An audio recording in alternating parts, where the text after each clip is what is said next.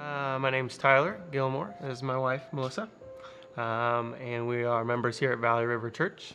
And tonight we're going to share a little bit of our story, both kind of where we are in life and our story about our son.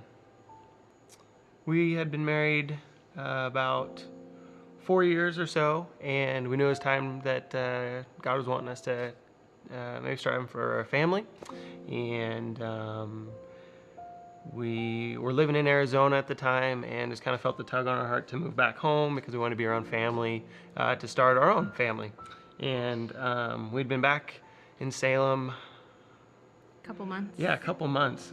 And Melissa surprised me one night. I got home and there was a card in the box, and in it was a shoe. I'm a big shoe person. And there was a shoe, just this little baby Michael Jordan shoe.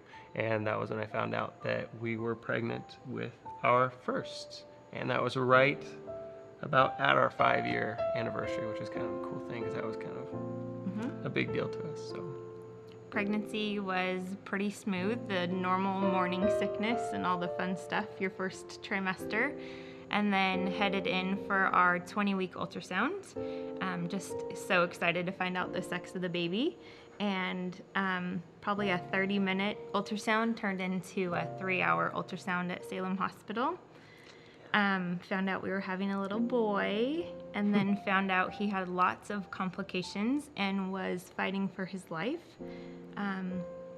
Saw a genetic counselor there, and then they rushed us up to OHSU, where we did an echo of his heart and found out he has a perfect heart, and his brain was perfect size and functioning great, but had something called arthrogryposis, kind of a muscle and nerve disorder, had scoliosis and little club feet and some major issues. And I know the biggest thing for that day, they kept every doctor we came into contact with ask us, are you wanting to continue with this pregnancy? And with our faith, we didn't even have to look at each other. We just automatically said yes. We were gonna let him fight for his life and pray. God can absolutely work miracles. And so we just kept going, and that was probably the longest day of our lives, but had support from family and friends, and just prayed all day. And the nurses up there were amazing, and we knew we could handle anything. Was gonna let him grow and to whoever he needed to be.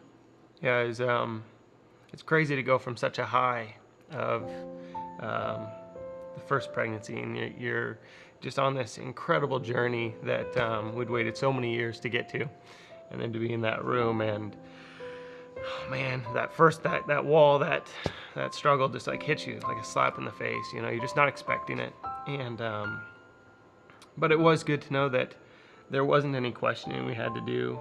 We knew that no matter what the outcome was going to be, it was in God's hands. And I think that is how we approached it from that day forward, was knowing that even though we don't know the decision or the outcome that was going to be, we knew that our job was to care for him as long as God wanted us to. So day by day, we just continued with the pregnancy and loved on him. And I got really big really fast because he wasn't swallowing properly. So at like 26 weeks, I went into premature labor. And the joys of that, went up to OHSU for a couple days and was admitted, and they stopped the contractions and sent us back home, and I was on bed rest starting January 1st, 2010, and made it only 2 more weeks before I went into full-blown labor. And we just decided this was God's timing, and we prayed about it for weeks and weeks and weeks, and just loved on him, and just realized that it was God's timing. So rushed up to OHSU, and family was there, made it just in time, and Crystal was in the delivery room and took beautiful pictures that are priceless. And we got to meet our son and hold him, and then also say goodbye. So it was the best day of our lives, but toughest day of our lives for sure.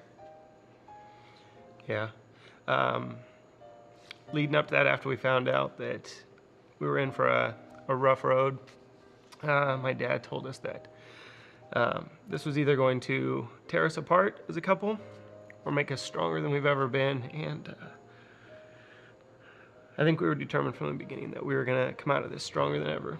And with God, we did. Even though it was like so hard, our relationship had never been closer. No matter what the struggle, the hurdle, the wall, the problem that was ahead of us, and we had doctor's appointments weekly leading up to it, and sometimes more than once a week. I don't think we ever felt alone. We never felt abandoned.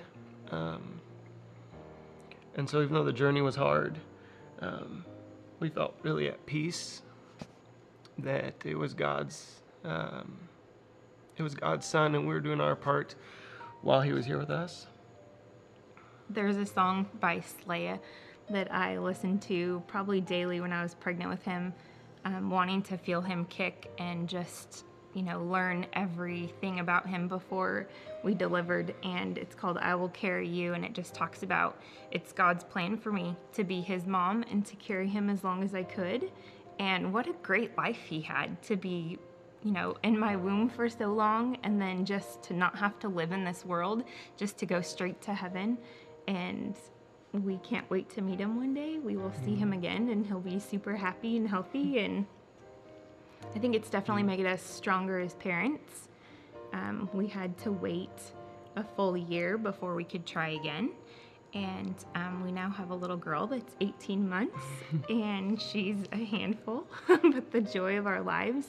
And it definitely, Coop made us better parents with everything. Yeah. And even though he's not here, he's a big part of our life. We've got his pictures up in our bedroom and in Brooklyn's bedroom. And we've actually got a corner of the rocking chair that Melissa's family bought for her along the way. And so we've got this corner, we call it Coop's Corner. We got his pictures up. And so that's where we rock Brooklyn and take care of her. And so we want her to know that she's got a big brother kind of looking down on her as we go forward. But forever changed our lives for the better. Hard, but better.